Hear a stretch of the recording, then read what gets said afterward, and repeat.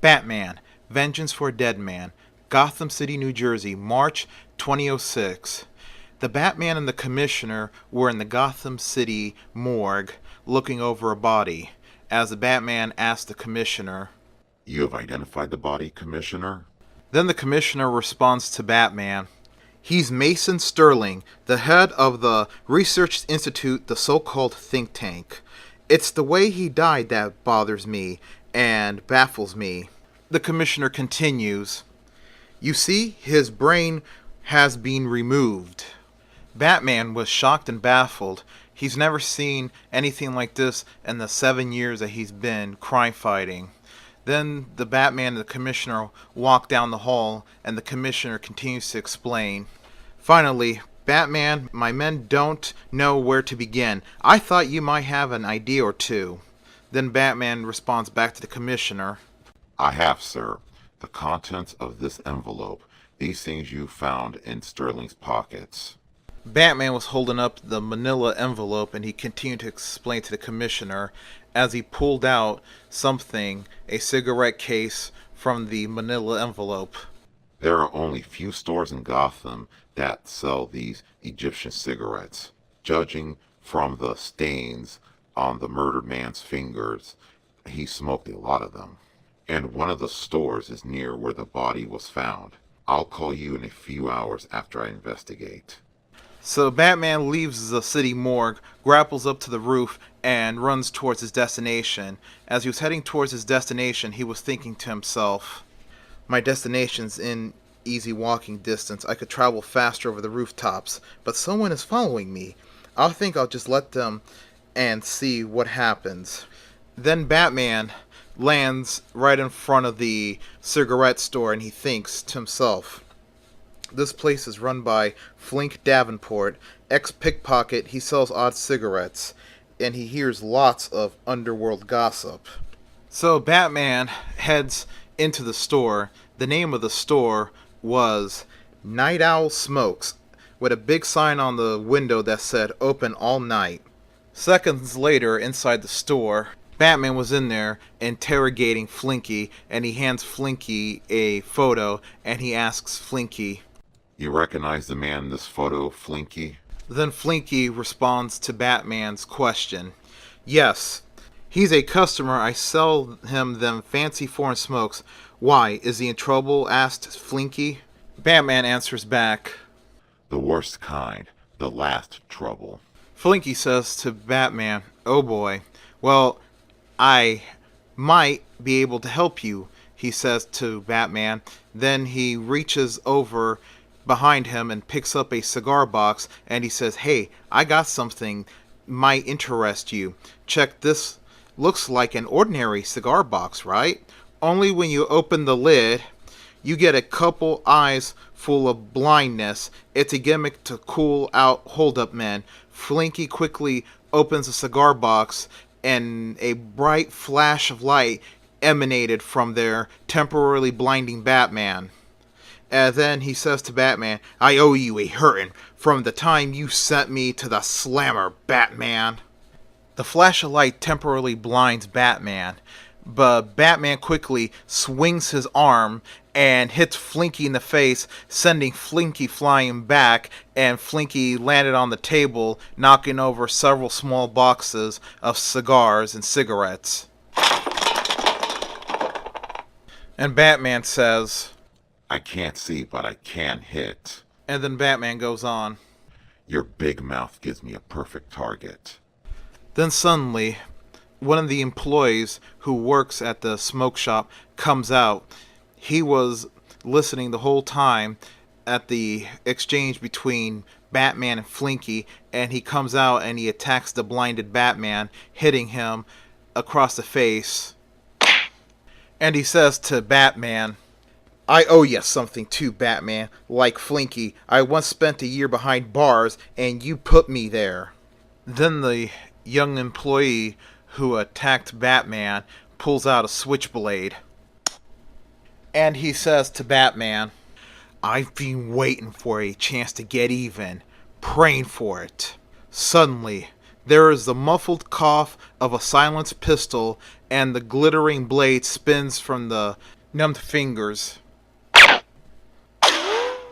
Then Batman hears the sound of somebody getting beat up very badly,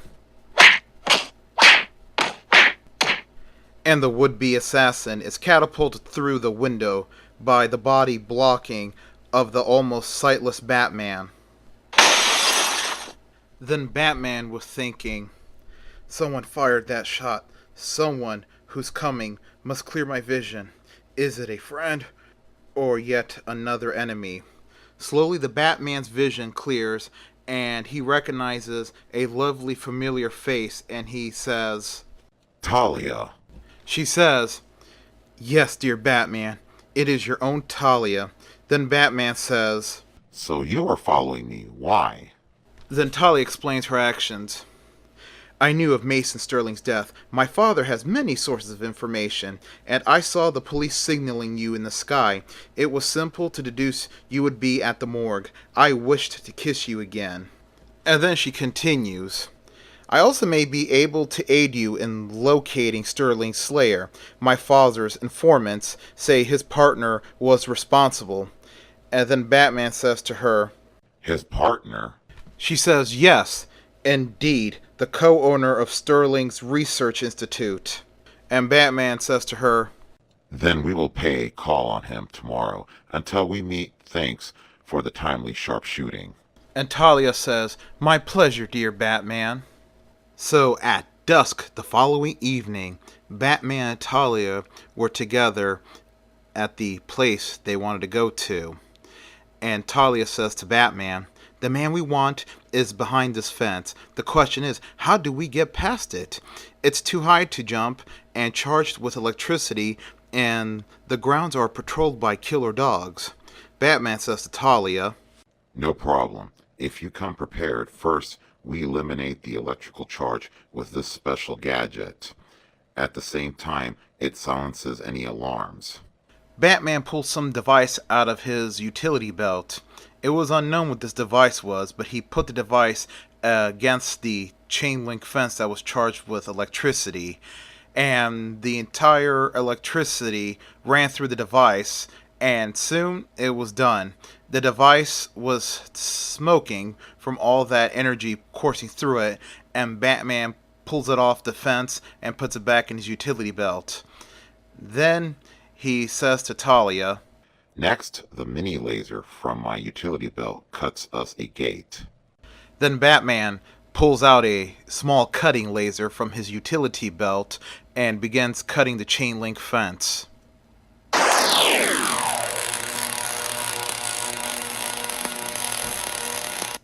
And then he says to Talia, And in we go. as Batman and Talia go through the cut fence, suddenly a big menacing guard dog comes running up to them and Talia screams, a dog, shall I shoot? But Batman says to Talia, No need for fireworks. so Batman quickly reaches for his utility belt and pulls out a small device. He turns it on and throws it to the ground by the dog. Suddenly, the red LED light began blinking faster, and the dog quickly took off running in terror. Talia looked, and Batman says, Another little device that I brought. It emits an ultrasonic wave that confused the beast. and then Batman says to Talia, After you, Miss Talia. and then Talia says, a pleasure, Mr. Batman. Then Batman and Talia head for the building. Even as the Batman and his lovely companion approached the headquarters of the Research Institute, two men were arguing inside. A middle-aged bald man that was sitting down, and another middle-aged man, thinner build, was arguing and screaming at him. I tell you, Mr. Keener, our only choice is to run. The word has gotten out. Too many guys know you hired me to gun your partner. Then Keener says, sweating and wiping the sweat off his brow, but if I do run, it would be the same as admitting my guilt. I'd never get away with it. Then a familiar voice rings out in the room, saying to Keener, Correct. You wouldn't. And you won't. Keener screams, "The Batman!" And then Batman says to the hitman that was standing as he leapt into action to attack him. Somehow, the second I looked at you, I was certain you'd pull a gun, and I was equally certain you'd be asleep before you could fire. After taking out the hitman, Batman turns around and grabs Keener by the collar, lifting him out of his chair, and he says to Keener, Now you had your partner murdered. Why? Then Keener answers Batman with a stammer. I had to. We were doing some work for the government, and well. Keener then was still explaining. I was passing on the information to an unfriendly power. My partner found out and threatened to expose me. It would have meant prison, disgrace. Then Batman shakes Keener violently and says to him angrily, You still haven't explained why you removed his brain. Keener looks at Batman puzzled, and he says, stammering with nervousness, Removed his brain? I don't know what you're talking about. Then Talia says, Obviously the gentleman's lying. However, soon he will speak the truth. I have with me a truth serum. My father's chemist developed it. Then she pulls out a syringe and goes over to Keener.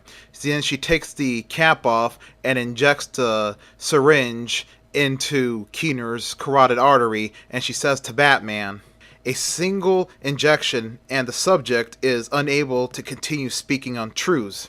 Then Keener passes out and Batman says to Talia, He's passed out. Then Talia says to Batman, Oh dear Batman, I made a dreadful mistake. I administered the wrong serum. This one causes forgetfulness, amnesia. And then she continues, I can be such a idiot sometimes, but you will forgive me, won't you?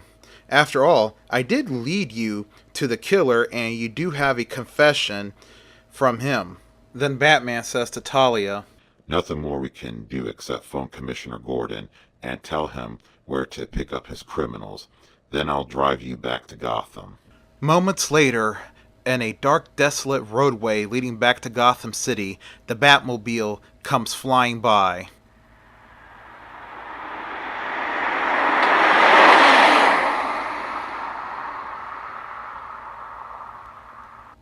The modified mid-80s Mustang speeds through the thickening darkness and halts at a pier on the Gotham River. Batman and Talia exit the Batmobile.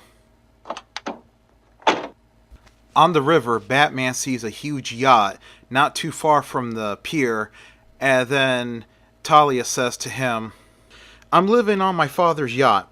I'll bid you farewell, provided you promise to see me tomorrow. And Batman replies back to Talia, It's a date. Sleep well, Talia. Seconds after Talia leaves the Batman hits the communication button on the Batmobile's console and speaks tensely.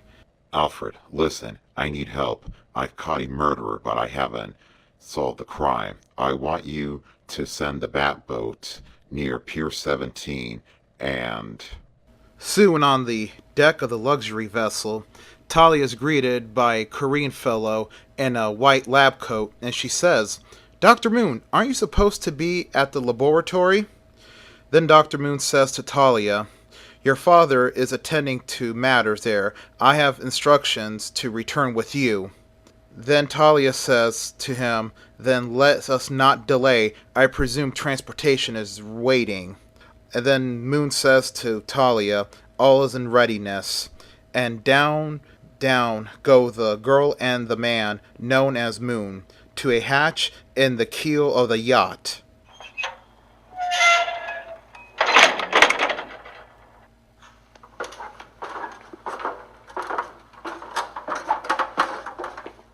Slipping through, they enter a tiny submarine fixed to the larger hull. There is the whine of an electric engine, and Talia guides the craft into the murk of the midnight river.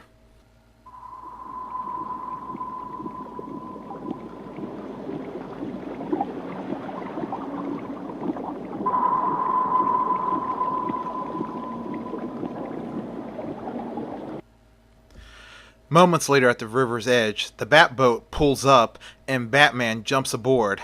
Batman starts driving the Bat boat and then tuning in the sonar to pick up the submarine. He sees the submarine on the screen and begins following it with the Bat boat.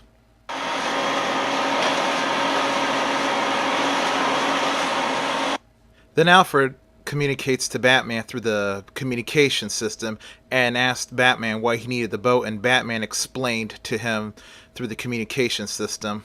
Simple. When I saw the ship, I noticed it was riding too low in the water. Too low. The only realistic possibility was that a sub was attached a minute ago. The ship lifted several feet. Conclusion: the sub's going someplace with the help of the sonar screen I'm following. Alfred then asked Batman, "Have you reasons to suspect Miss Talia of being dishonest with you?" Then Batman replies back, Sure, a woman that smart, that tough doesn't make stupid mistakes, like mixing up serums. She wanted Keener to lose his memory. Then Batman noticed something on the sonar screen and he says to Alfred, The blip on the screen has stopped, which means the sub has done likewise. This is where I get off. Batman stops the Batboat, extracting his mini breathing apparatus from the hidden compartment on the Batboat. He adjusts it into position and says to Alfred over the communication system, See you later, Alfred, I hope. and with arrow swiftness, Batman dives into the dark, cold waters.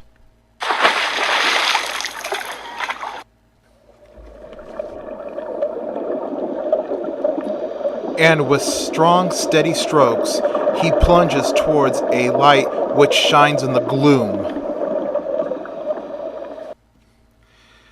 Well, as Batman swam, then he saw the sub, and he says in his mind, there's the underwater boat docked at the entrance to some sort of cavern.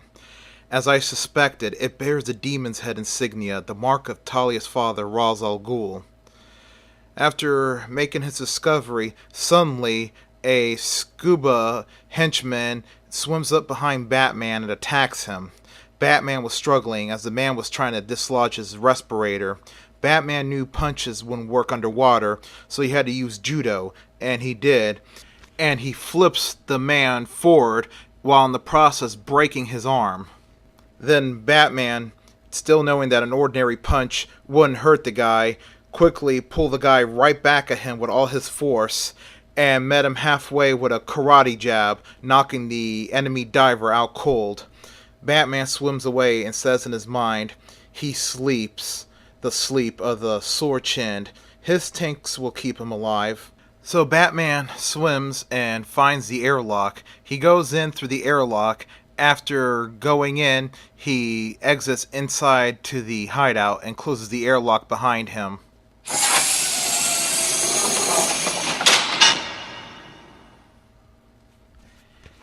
Inside the hideout, Batman was amazed at what he saw, and he says to himself in his mind, incredible, a whole labyrinth hidden where nobody would suspect on the bottom of the river. Ra's al Ghul never ceases to amaze me and puzzle me. Then Batman hears a man whistling and the footsteps, a guard.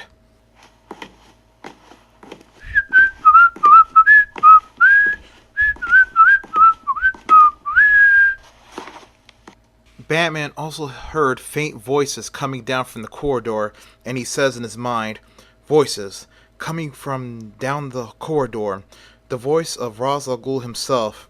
I ought to be able to locate him without another of his henchmen interfering. Meanwhile, inside some sort of laboratory in the hideout, Ra's al Ghul was there with his daughter and Dr. Moon, and they were talking. And someone was mentioning, indeed, it is awesome, Ra's al Ghul, that the Batman has heard for. Then Ra's al Ghul says, you are prepared, Dr. Moon? Dr. Moon answers back, yes, Master. Truth drugs have been added to the subject's nutrient fluids. He will answer your questions. Then Ra's al Ghul asks the subject, "You can hear me?" The subject answers back, "Yes," with a raspy whisper. Then Ra's al Ghul asks him, "I would know the nature of the work you were doing for the United States government." The subject said it with the raspy, whispery voice. "We planned diplomatic maneuvers for the war in the Middle East." Then Ra's al Ghul leans closer, revealing some sort of glass dome, and he asks the subject, "And the exact nature of the maneuvers?" And someone screams. Don't answer. Ra's al Ghul turns around and sees Batman, and he says, "Ah, our friend the Master Detective. Once more you demonstrate your prowess. I had imagined this fortress secure." Batman says to Ra's al Ghul, Save the flattery. From you, it's insulting unless I'm wrong about what's in that tank.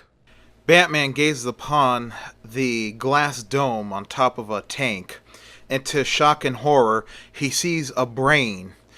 It was a no-brainer who the brain belonged to, but it was just a miracle of science that the brain of Sterling was being kept alive via liquid pumping nutrient fluids into the brain and other apparatuses to keep the brain alive. Then Ra's al Ghul says to Batman, "No, I fear not, detective. Look upon all that remains of the late Mr. Sterling, his brain." Then Batman says, It's alive. It can hear. It can speak. says Batman with shock in his voice. Then Ra's al Ghul says, "Yes, thanks to the genius of Dr. Moon." Suddenly, the brain in the dome starts speaking with its raspy whisper, "Help me." Batman looks around and sees that the voice of the brain comes out of speakers in the lab.